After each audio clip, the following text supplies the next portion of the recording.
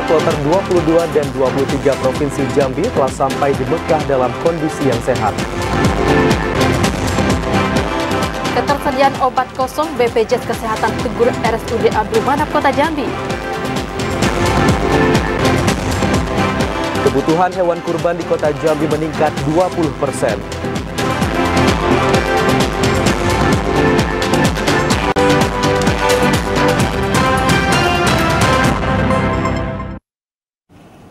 Assalamualaikum warahmatullahi wabarakatuh. Selamat sore saudara. Kami kembali menyapa Anda dalam program Jambi hari ini, edisi Kamis 6 Juni 2024. Selain 3 topik utama tadi, redaksi kami juga telah menyiapkan sejumlah informasi penting dan menarik lainnya untuk Anda. Bersama saya Karani Utari. Dan saya Ahmad Solihin. Inilah Jambi hari ini selengkapnya. Kami awali dengan informasi seputar haji. Kanwil Kemenak Provinsi Jambi menjamin jemaah calon haji yang tergabung pada kloter 22 dan 23 Batam dalam kondisi baik dan sehat saat tiba di Mekah dan telah selesai melaksanakan tawaf kudum.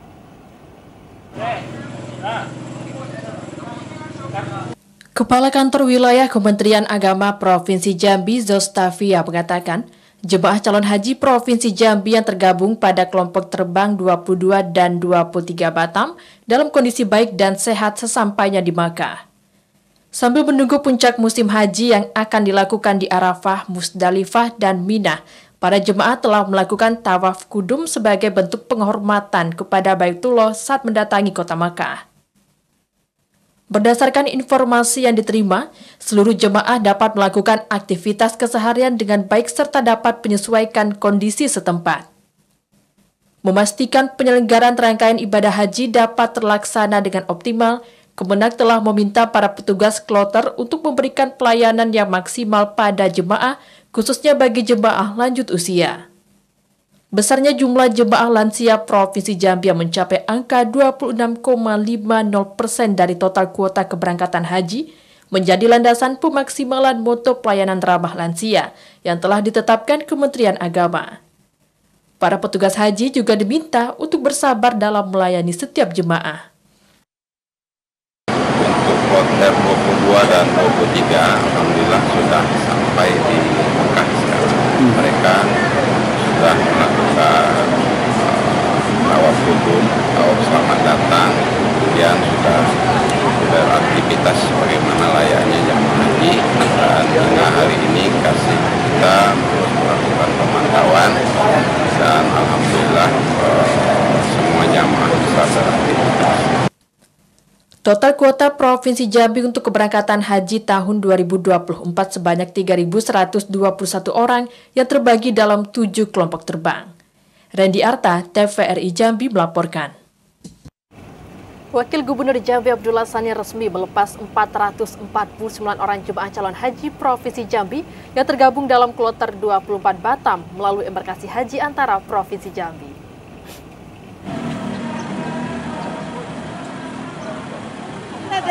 ...449 orang jemaah calon haji Provinsi Jambi yang tergabung dalam kelompok terbang 24 Batam resmi diberangkatkan ke Makkah melalui asrama haji yang merupakan embarkasi haji antara Provinsi Jambi Rabu kemarin.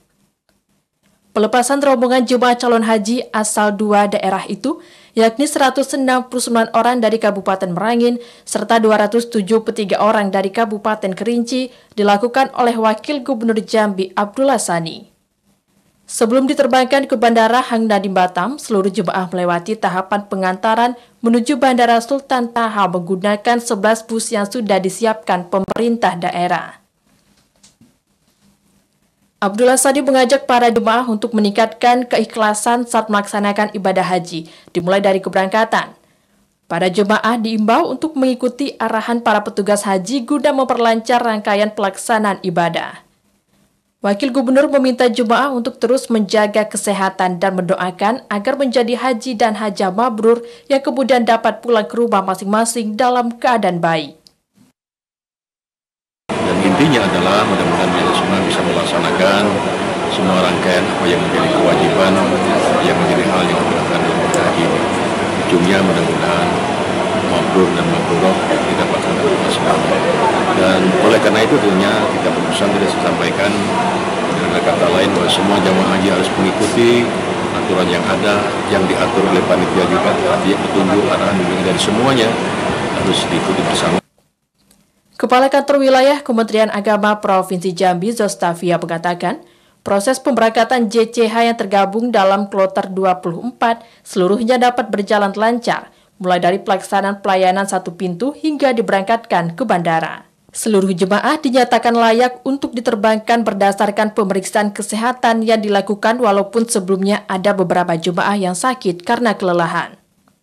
Hari ini kita insya Allah sebentar lagi akan memberangkatkan jamaah Kabupaten Kerinci dan Kabupaten Bangin yang tergabung dalam kloter 24.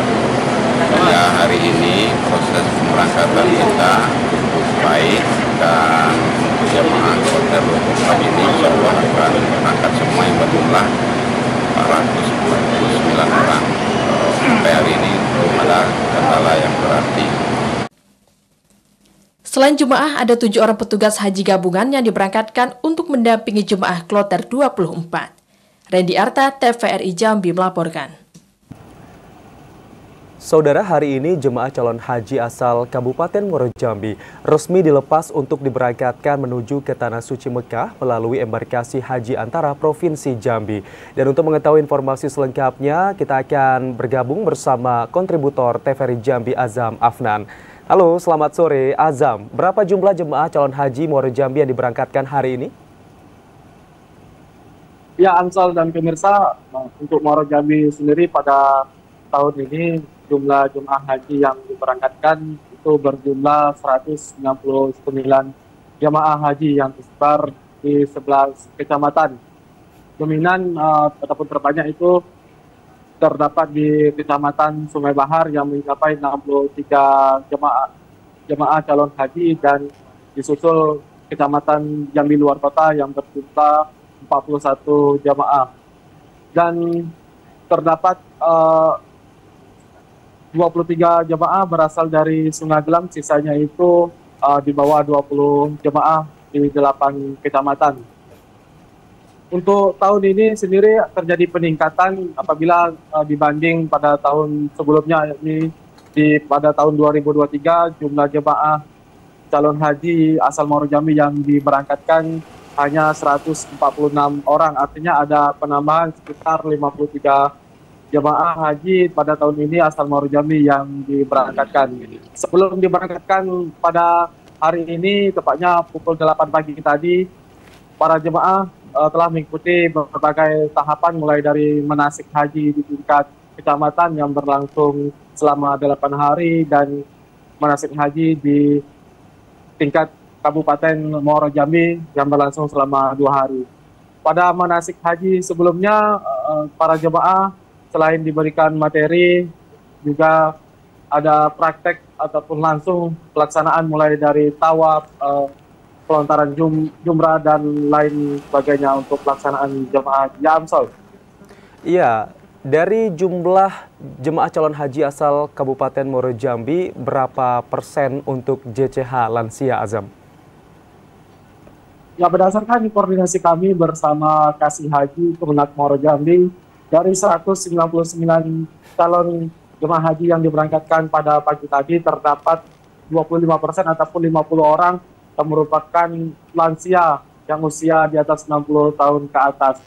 Mereka diutamakan dalam pelayanan haji tahun ini karena mengingat suhu di Arab sana mencapai 41 derajat Celcius dan para petugas dari Muaro Jambi sendiri siaga dalam melayani para jemaah lansia yang mencapai 50 orang. Tidak hanya jemaah, para jemaah juga dihimbau untuk menjaga kekompakan antar sesama jemaah di Tanah Suci nantinya, mengingat Muaro Jambi sebagian besar 25% maksud kami itu merupakan lansia ataupun usia di atas 60 tahun ke atas. Selain petugas haji, para lansia juga didampingin oleh keluarga, baik itu anak dan suami dari jamaah yang mendampingi pada pelaksanaan di Arab Saudi nanti. Ya, Amsal. Ya, lalu seperti apa bisa Anda gambarkan prosesi pelepasan jemaah calon haji Muaro Jambi yang berlangsung pagi tadi? Ya, pelepasan sendiri langsung oleh Sekretaris Daerah Muaro Jambi, Pak Budi Hartono, yang didampingi Kemenak Muaro Jambi, Buri, yang berlangsung di GOR Kota Baru, Kota Jambi. Pelaksanaan pelepasan ini dipilih di Kota Jambi karena wilayah Muaro Jambi berada di sekitaran wilayah Kota Jambi, sehingga Kemenak bersama Pemda setempat memutuskan untuk pelepasan para jemaah di satu titik, yakni di Kota Jambi, tepatnya di GOR Kota Baru, Kota Jambi.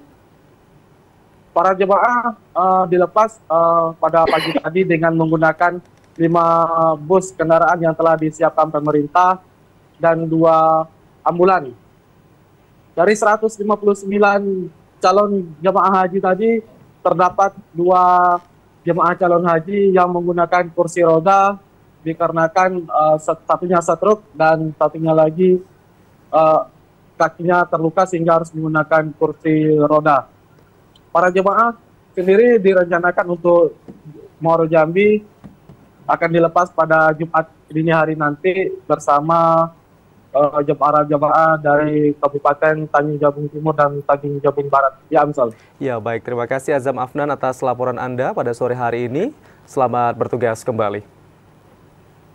Kita beralih ke informasi selanjutnya. 144 JCH asal Kabupaten Tanjung Jabung Timur mulai masuk ke asrama haji pada Kamis pagi ini. Mereka diminta untuk menjaga nama baik kabupaten dan tetap kompak. Nah, makanya Masjid Nur Ad-Darajat Kabupaten Tanjung Jabung Timur dipenuhi kebahagiaan saat 144 jemaah calon haji JCH asal Kabupaten Tanjung Jabung Timur dilepas oleh pemerintah setempat bersama Forkompimda dan Kemenak. Pelepasan ratusan JCH ini dilakukan pada Rabu 5 Juni 2024 setelah sholat asar sekitar pukul 16 waktu Indonesia Barat. Petugas haji daerah Kabupaten Tanjung Jabung Timur Taufik Hidayat mengatakan, untuk efisiensi waktu menuju asrama haji, seluruh JCH diinapkan semalam di Mes PKK dan Rumah Dinas Bupati Tanjung Jabung Timur. Sebab JCH Kabupaten Tanjung Jabung Timur tergabung dalam kloter 25 BTH embarkasi antara Jambi yang akan masuk ke asrama haji Provinsi Jambi pada Kamis 6 Juni 2024 pukul 8 waktu Indonesia Barat. Petugas haji daerah berpesan kepada JCH untuk mempertebal rasa syukur kepada Allah atas kesempatan menunaikan ibadah haji, karena masih banyak umat Islam yang harus menunggu daftar antrian berangkat haji sampai bertahun-tahun lamanya. Seluruh JCH diminta untuk tetap menjaga kekompakan. Dilancarkan sampai kita di Mekah, ya harapan kami tetap ikuti arahan daripada petugas, kemudian jaga kesehatan dan kekompakan lah dari seluruh jamaah Kabupaten Tanjung Jabung Timur, khususnya dan umumnya di kloter 25 BTH.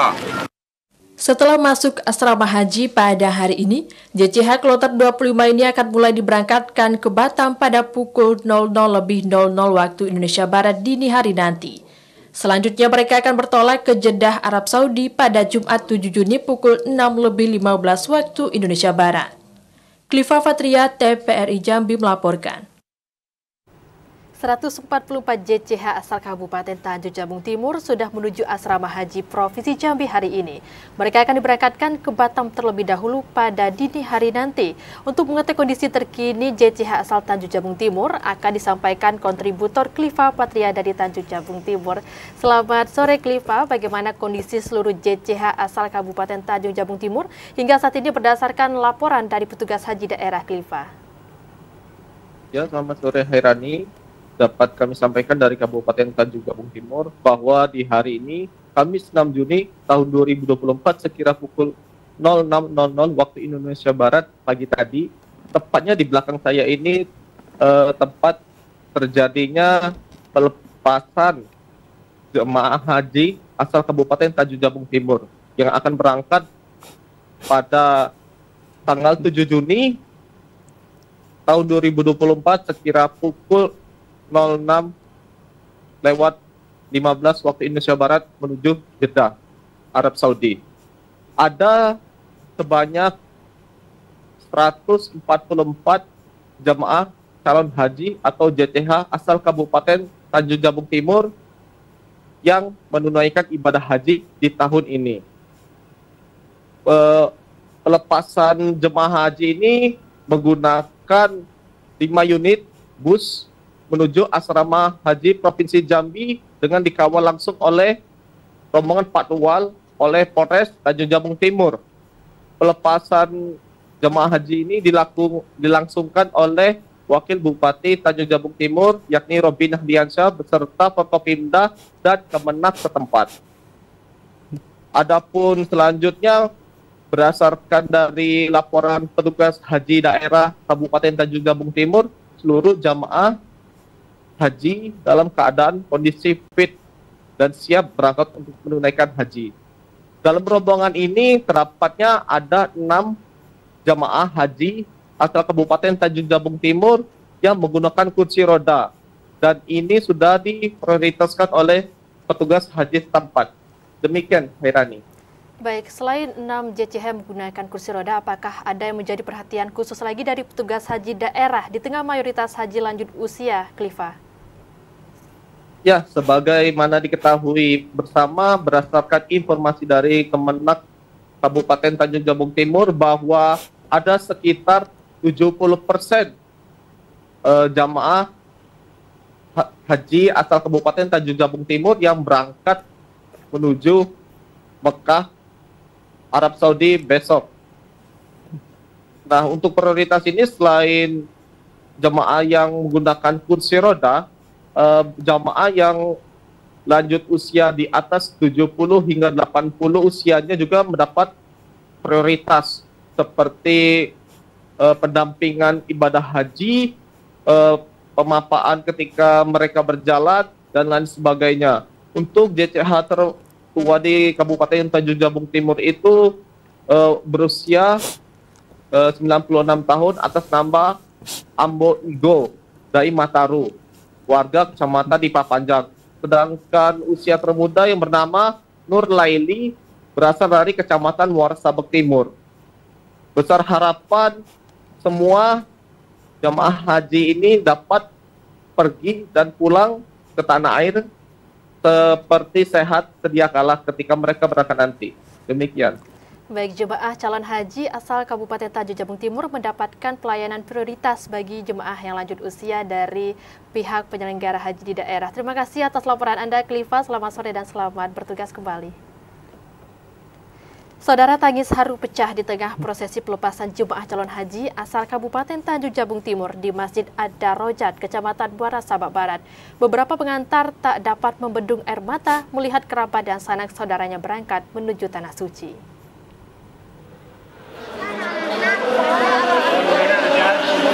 Isak tangis haru ratusan anggota keluarga pengantar jemaah calon haji JCH asal Kabupaten Tanjung Jabung Timur pecah saat melepas keberangkatan 144 JCH menuju embarkasi antara di asrama haji Provinsi Jambi. JCH asal Kabupaten Tanjung Jabung Timur tergabung dalam kelompok terbang kloter BTH 25 tahun 2024. Para anggota keluarga yang mulai berkumpul sejak sore sehabis sholat asar di Masjid Ad-Darajat, Kelurahan Rano, Kecamatan Muara Sabak Barat, rela antri berdesakan untuk melepas keberangkatan JCH menuju Baitullah. Sebelum dilepas keberangkatannya, para JCH Kabupaten Tanjung Jabung Timur berkumpul untuk mendapatkan pembekalan tahap akhir. Satu di antara pengantar yang tampak berlinang air mata adalah Nur Aini. Warga Kecamatan Sadu tersebut mengaku bernafas lega setelah sanak keluarganya sebanyak 7 orang akhirnya menunaikan ibadah haji setelah menunggu 15 tahun lamanya untuk berangkat. Keberangkatan 144 JCH Kabupaten Tanjung Jabung Timur ke Batam dijadwalkan pukul 00.05 waktu Indonesia Barat dini hari. Keluarga banyak, 7 orang. 7 orang. Sepupu nenek. Ada orang tua kita sendiri, Bu? Nggak ada, kakak kandung. Oh, kakak kandung. Nur Aini berharap kepada seluruh jemaah calon haji asal Kabupaten Tanjung Jabung Timur untuk bisa selalu menjaga kesehatan dan kekompakan, mulai dari keberangkatan hingga tiba kembali ke tanah air. Klifa Patria, TVRI Jambi melaporkan. Sementara penjabat Bupati Kerinci Ashraf menjamin operasional angkutan batubara yang kembali dibuka pemerintah provinsi tidak mengganggu proses keberangkatan jemaah calon haji Kerinci menuju asrama haji yang menjadi embarkasi haji antara provinsi Jambi. Menjadi jemaah calon haji terjauh untuk menuju asrama haji yang menjadi embarkasi haji antara Provinsi Jambi, penjabat Bupati Kerinci, Asraf, menjamin operasional angkutan batubara yang kembali dibuka pemerintah Provinsi Jambi pada akhir Mei lalu tidak mengganggu proses pemberangkatan jemaah calon haji. Asraf memastikan keberangkatan JCH ke asrama haji untuk mengikuti pemberangkatan ke Arab Saudi dapat berjalan aman dan lancar tanpa hambatan. Asraf mengungkapkan lalu lintas dari Kerinci menuju kota Jambi saat ini tidak lagi terkendala kemacetan akibat angkutan batubara, walaupun aktivitas angkutan tersebut sudah kembali dibuka sebelum selesainya jalan khusus. Jadi seperti ini, masalah batubara, sebenarnya batubara ini sudah tidak bermasalah lagi, ya. Karena kami hampir setiap malam, ya, dalam satu minggu kadang-kadang 3 kali, Kerinci, Jambi, Jambi, Kerinci. Jadi lancar-lancar saja, ya.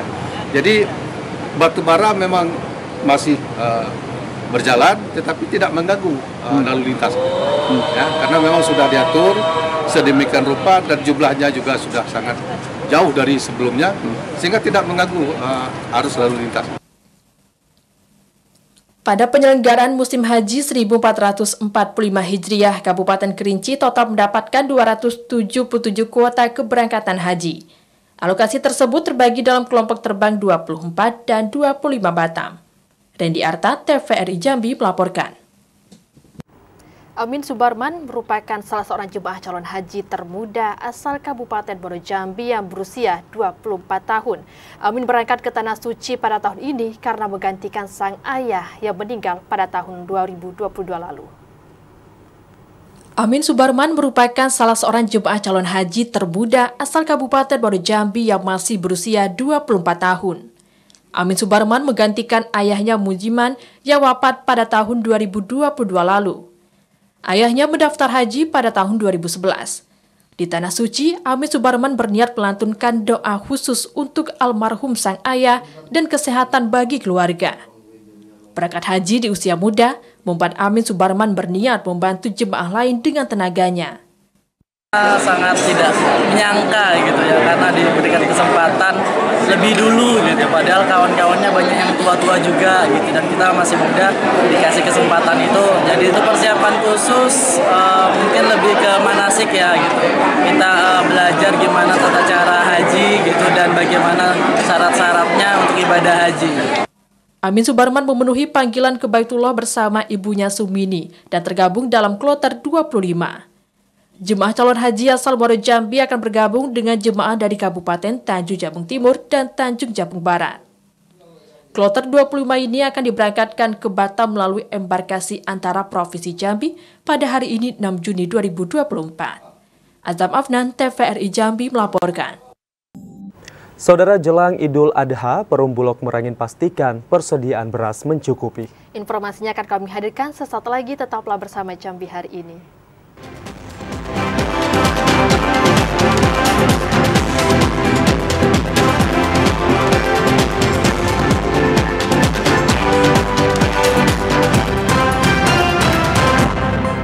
Anda kembali bergabung bersama kami di Jambi hari ini. Saudara, tahapan rekrutmen petugas Pantarlih di Kabupaten Muaro Jambi ditunda hingga batas waktu yang belum ditentukan. Hal ini dikarenakan pihak KPU Muaro Jambi masih menunggu juknis dari KPU RI.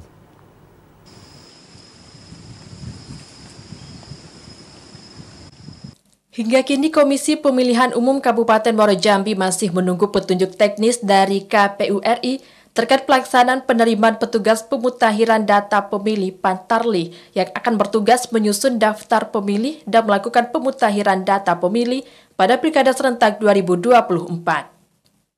Di jadwal sebelumnya, rekrutmen petugas Pantarlih berlangsung sejak 5 Juni kemarin. Ketua KPUD Muaro Jambi, Al-Muttaqin, mengatakan ditundanya proses penerimaan petugas Pantarlih mengingat juknis rekrutmen dari KPU RI belum diterima oleh KPU daerah Muaro Jambi.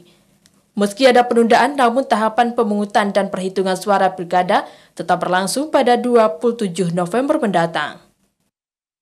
Karena ada perubahan juknis dari 476 tahun 2022 dan 475 tahun 2024 itu, makanya kita nunggu instruksi dari KPU RI. Pada satu tempat pemungutan suara yang pemilihnya di atas 400 orang pemilih, terdapat 2 orang petugas Pantarli. Mereka yang diterima sebagai Pantarli merupakan warga yang berdomisili di wilayah TPS. Azam Afnan, TVRI Jambi melaporkan. Ya, saudara, KPU telah melakukan pemetaan terhadap tempat pemilihan suara di Batanghari untuk Pilkada 27 November mendatang. Informasi selengkapnya akan dilaporkan langsung oleh kontributor Ade Juniawan dari Batanghari.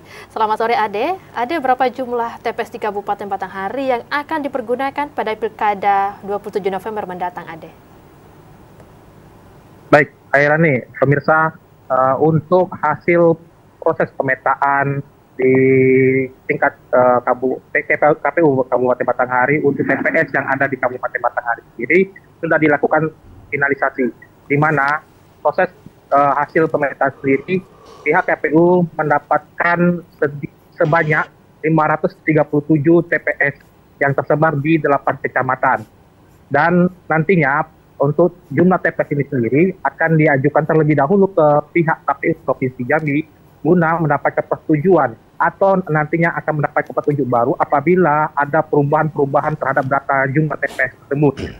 Proses pemetaan sendiri, pihak KPU tetap mengacu pada 3 prinsip, yakni di mana prinsip pertama tidak boleh memisahkan pemilih di satu KK untuk di berbeda TPS. Yang kedua, di mana tidak boleh menggabungkan desa atau kelurahan yang berbeda untuk di satu TPS. Dan yang ketiga, memperhatikan aspek geografis, di mana nantinya diharapkan setiap geografis yang ada di wilayah-wilayah yang ada TPS bisa dapat dituju atau ditempuh para pemilih nantinya untuk melakukan pemilihan suara pada November 2024 nanti, Hairani. Ya, baik, Ade. Apakah jumlah TPS ini tetap atau terjadi pengurangan dari jumlah TPS pada pemilihan presiden dan pemilihan legislatif Februari lalu, Ade? Ya, baik, Hairani. Bila mengacu data dari TPS pemilu 2024 atau Februari 2024 lalu, ini terjadi pengurangan, di mana pengurangan ini cukup signifikan terjadi, yang di mana pada Februari lalu pemilu dilaksanakan ada sedikitnya ada 908 TPS. Artinya bila dikurangi dari jumlah TPS yang hasil pemetaan untuk pilkada ini, terjadi sedikitnya 317 pengurangan terhadap TPS itu. Itu dikarenakan secara regulasi baru yang ditetapkan oleh pihak KPU ada beberapa poin, diantaranya pihak KPU secara pemetaan TPS ini untuk pemilih di satu TPS itu pada pilkada ini maksimal sebanyak 600 orang atau 600 pemilih. Sementara pada pemilu lalu atau Februari 2004 lalu, pemilih yang dimaksimalkan untuk di satu TPS itu hanya sebanyak 300 orang. Sehingga inilah yang menjadi pengerucutan atau pengurangan terhadap jumlah TPS yang ada di Kabupaten Batanghari untuk pilkada nanti. Hairani. Ya, baik, terjadi pengurangan jumlah TPS untuk pilkada nanti dibanding dengan pemilu serentak kemarin. Terima kasih atas laporan Anda, Ade. Selamat sore dan selamat bertugas kembali. Informasi lainnya, saudara, ketersediaan obat di instalasi farmasi Rumah Sakit Abdul Manap Kota Jambi kosong. BPJS Kesehatan Cabang Jambi mengirim surat teguran dan minta persoalan tersebut segera diselesaikan. Badan Penyelenggara Jaminan Kesehatan Sosial BPJS Kesehatan Cabang Jambi mengirim surat teguran ke Rumah Sakit Abdul Manap Kota Jambi terkait kekosongan obat. Pasalnya kondisi itu akan merugikan pasien BPJS Kesehatan yang harus membeli obat sendiri di luar rumah sakit. Sementara klaim BPJS Kesehatan yang diajukan dari rumah sakit sudah termasuk obat untuk pasien. Kabag Sumber Daya Manusia dan Urusan Kehumasan BPJS Kesehatan Cabang Jambi, Agus Rianto meminta pihak rumah sakit segera menyelesaikan persoalan tersebut. Bahkan pihak rumah sakit harus membayar ganti rugi pasien BPJS yang telah membeli obat di luar rumah sakit. Terkait permasalahan kekurangan obat di rumah sakit, nah itu juga menjadi permasalahan yang terus kita tidak lanjut bersama seperti itu. Kita sudah juga berkoordinasi sama rumah sakit kota terkait adanya pengaduan-pengaduan peserta JKN yang tidak bisa atau tidak mendapatkan obat, sehingga mendapatkan obat dari luar untuk membelinya sendiri. Kekosongan obat di instalasi farmasi Rumah Sakit Abdul Manap Kota Jambi juga dibenarkan oleh Ida Yuliati, Kepala Dinas Kesehatan Kota Jambi. Meski demikian, pihaknya telah mengisi sebagian obat yang dibutuhkan di rumah sakit tersebut. Bahwa obat yang ada di Rumah Sakit Manap itu sudah ada sebagian. Sesuai dengan Pornas, jadi sudah ada sebagian di instalasi farmasi. Artinya memang sekarang sudah jalan tetap seperti biasa melayani pasien. Minggu kedua akan terpenuhi obat, saya katakan mungkin 100% yang tersedia nanti di instalasi farmasi. Direktur Rumah Sakit Abdul Manap Kota Jambi, Rudi Pardede, saat dikonfirmasi juga membenarkan adanya kekosongan obat tersebut. Hal itu disebabkan pemesanan obat masih dalam proses melalui e-katalog. Joko TVRI Jambi melaporkan. Perum Bulog Cabang Merangin memastikan persediaan beras jelang Idul Adha aman dan mencukupi. Persediaan beras di gudang mencapai 948 ton.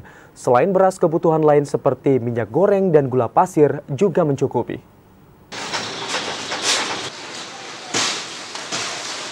Ketersediaan beras di Kabupaten Merangin dipastikan aman menjelang Hari Raya Idul Adha 1445 Hijriah.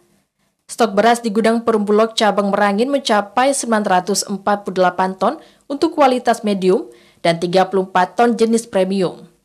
Jumlah ini dipastikan mencukupi hingga 3 bulan ke depan. Selain itu, untuk mencukupi kebutuhan masyarakat, Bulog juga mengirim 105 ton beras tambahan. Masyarakat diminta tenang dan tidak perlu khawatir karena pasokan beras sejauh ini aman dan tidak ada kelangkaan beras di Merangin.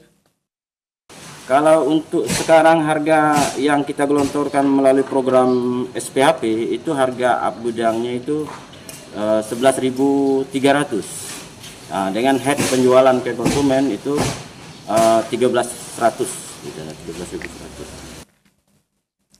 Dengan ketersediaan beras yang dimiliki Perum Bulog Merangin, beberapa instansi dalam waktu dekat akan melakukan operasi pasar di sejumlah titik. Operasi pasar ini sebagai upaya melakukan stabilisasi harga pangan, terlebih jelang Hari Raya Idul Adha mendatang. Selain beras, stok bahan pokok lainnya juga tersedia, yakni minyak goreng sebanyak 6 ton dan gula pasir sebanyak 3 ton. Jika stok bahan pokok tidak mencukupi, Perum Bulog Merangin akan melakukan pengusulan penambahan ke Bulog Provinsi. Robana Cerbita-Kasa, TVRI Jambi melaporkan.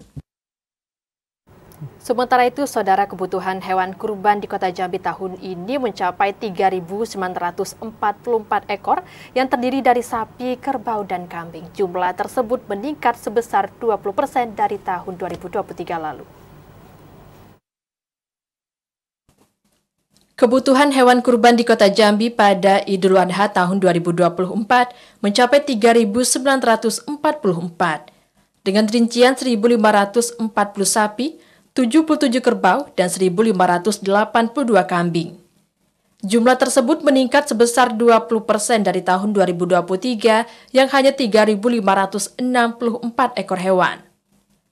Kepala Dinas Pertanian dan Ketahanan Pangan Kota Jambi, Efridal Asri, mengatakan meningkatnya kebutuhan hewan kurban disebabkan meningkatnya jumlah penduduk Kota Jambi, termasuk permintaan dari hotel dan rumah makan yang akan berkurban tahun ini. Pemerintah Kota Jambi juga melakukan pengecekan kesehatan hewan kurban yang masuk ke Kota Jambi. Pihaknya juga menurunkan 40 personel ke lapangan untuk pencegahan penyakit mulut dan kuku atau PMK. Kalau kita lihat data tahun sebelumnya 2023 itu lebih kurang 3.500 sekian, dan sementara sekarang 3.900 sekian, itu ada peningkatan jumlah daripada kebutuhan daripada hewan kurban kita. Sekitar 20%, sekitar 15-20%. Sementara ini jumlah pasokan hewan kurban belum mencukupi dan baru tersedia 3.199 ekor. Masih ada sekitar 700 ekor hewan kurban yang akan didatangkan dari provinsi tetangga seperti Lampung, Palembang, dan kabupaten kota di Provinsi Jambi. Joko TVRI Jambi melaporkan.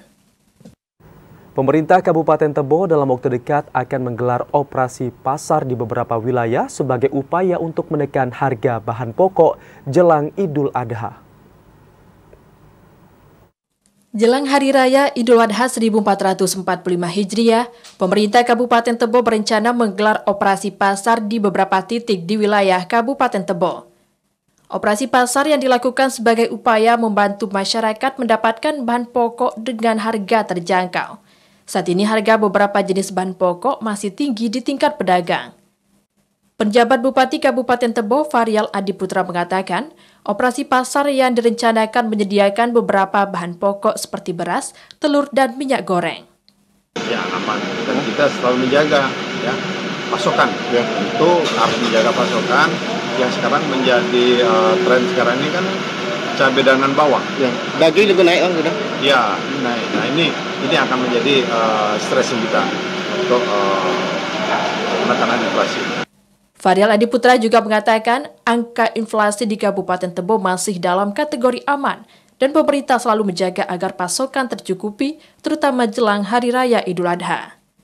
Namun diakui beberapa harga bahan pokok di pasaran memang masih tinggi, seperti cabai merah dan bawang akibat kurangnya pasokan. Intizam TVRI Jambi melaporkan.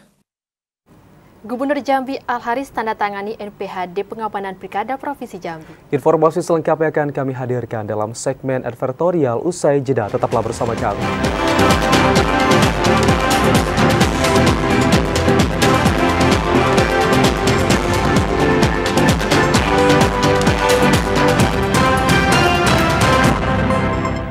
Terima kasih Anda masih menyaksikan Jambi hari ini dalam segmen advertorial. Saudara Gubernur Jambi Al-Haris bersama Kapolda Jambi Irjen Pol Rusdi Hartono secara resmi menandatangani naskah perjanjian hibah daerah untuk pengamanan pemilihan gubernur dan wakil gubernur Jambi dengan total anggaran sebesar 25 miliar rupiah.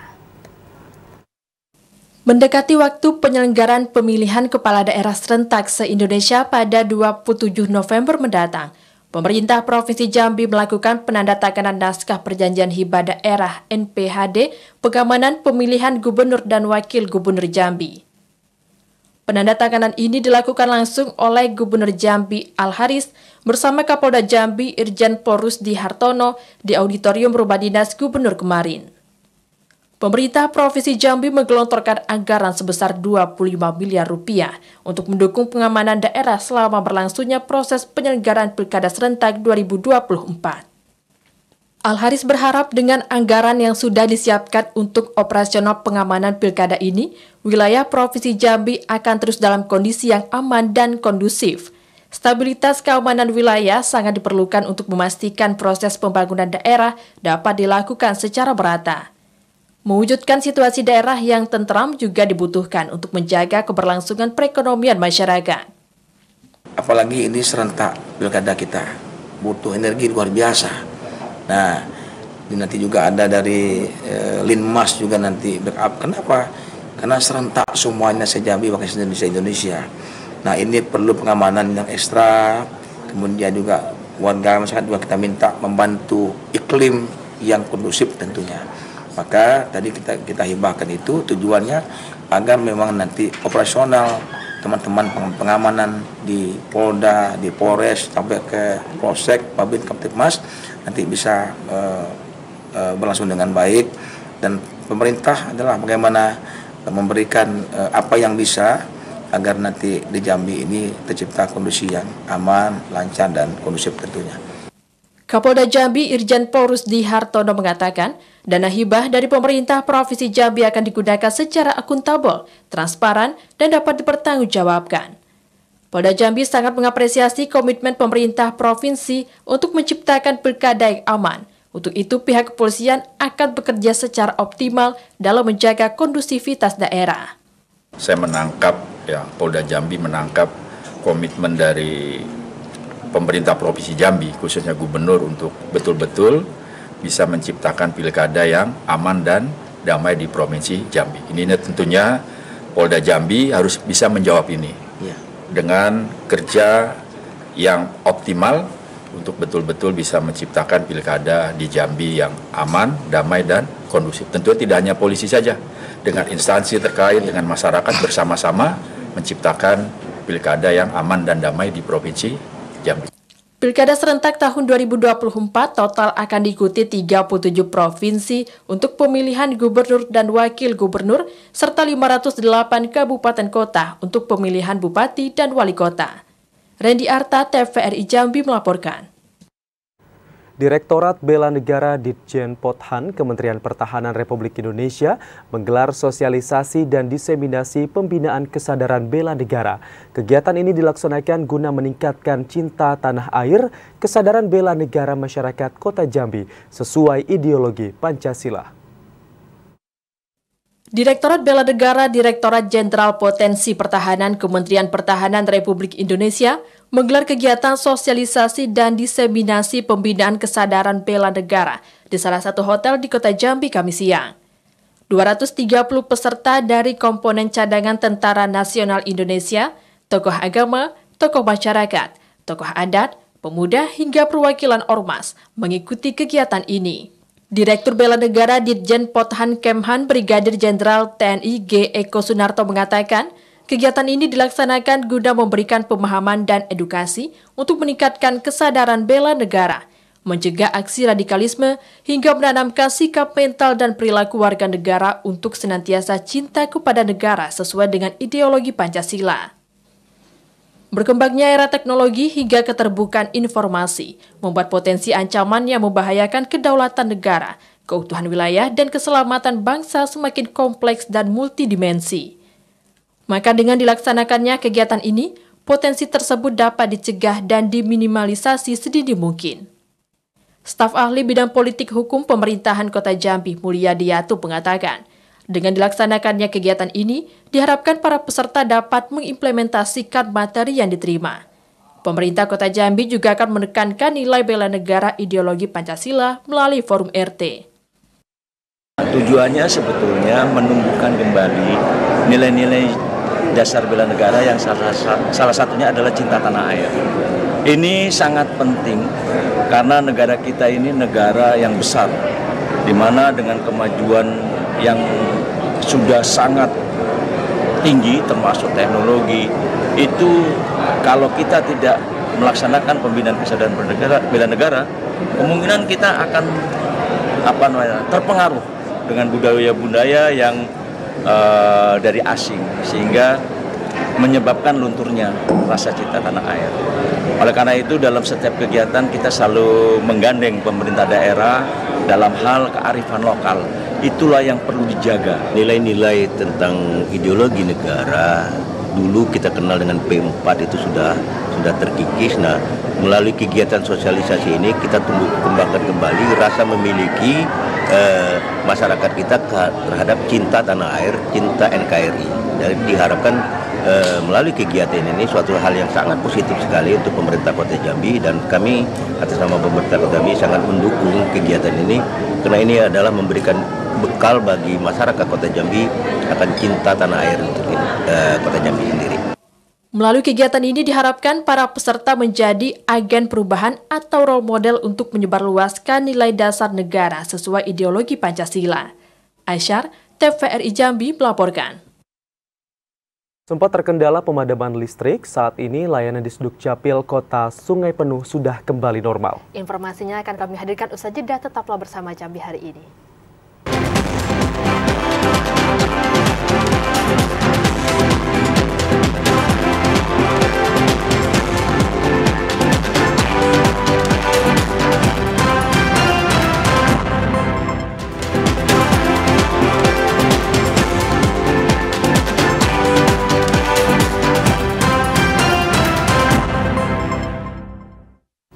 Terima kasih Anda masih menyaksikan Jambi hari ini. Saudara, meski pemerintah Kabupaten Batanghari berhasil melakukan penurunan angka stunting, namun Bupati Batanghari menilai capaian ini belum memenuhi ekspektasi di bawah 4%. Pihak berwenang diharapkan bekerja lebih maksimal dalam menekan angka stunting tersebut. Persoalan stunting saat ini masih menjadi salah satu fokus pemerintah Kabupaten Batanghari untuk terus melakukan berbagai upaya penurunan kasus tersebut. Meski di tahun 2023 lalu, angka prevalensi stunting mampu turun dari 26% menjadi 10%, namun capaian itu dinilai belum maksimal.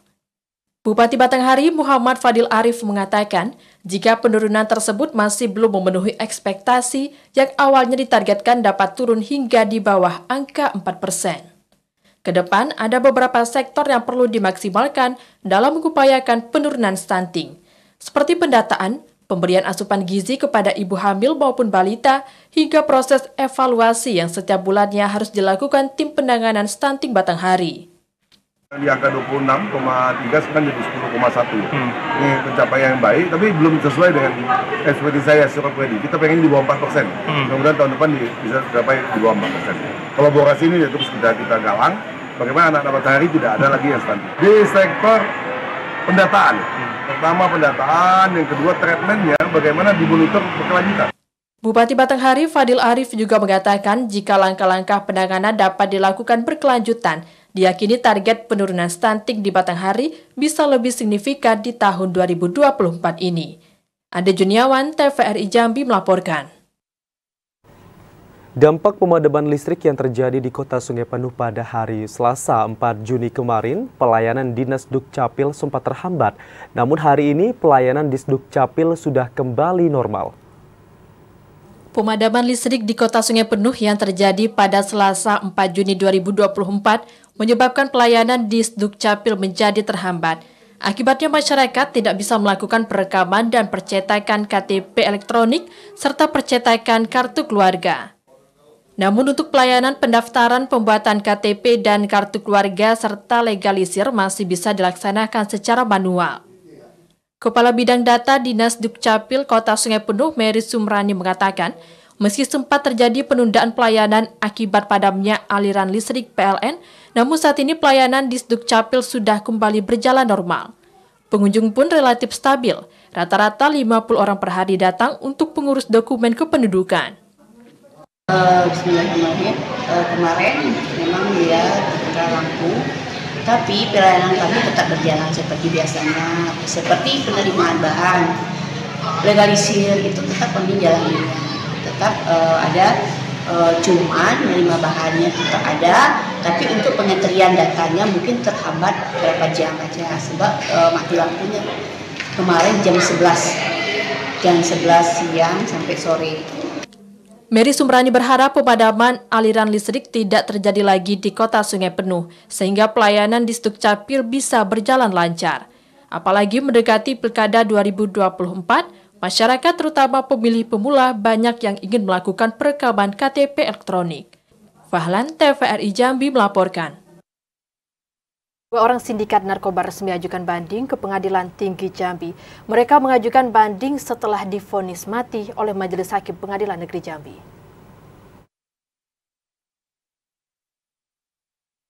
2 dari 3 orang terdakwa kasus penyalahgunaan narkoba jenis sabu seberat 10 kg ajukan banding ke Pengadilan Tinggi Jambi. Kedua terdakwa itu yakni Asril dan Sikardi yang divonis mati oleh Majelis Hakim Pengadilan Negeri Jambi. Saat dikonfirmasi, Humas Pengadilan Negeri Jambi, Suwarjo mengatakan, pasca vonis mati, kedua orang terdakwa itu mengajukan banding ke Pengadilan Tinggi Jambi melalui Pengadilan Negeri Jambi. Kedua terdakwa itu mengajukan banding guna meminta keringanan hukuman mati yang diberikan kepada mereka. Sementara itu, 1 orang terdakwa lainnya, Dery Saputra yang divonis seumur hidup, tidak mengajukan banding dan menerima hukuman yang diberikan.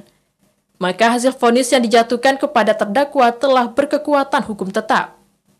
Sebelumnya, 3 orang terdakwa ini diamankan BNN Provinsi Jambi dalam kasus penyalahgunaan narkoba jenis sabu. Mereka dibekuk saat akan menyelundupkan narkoba yang ditaksir berat mencapai 10 kg.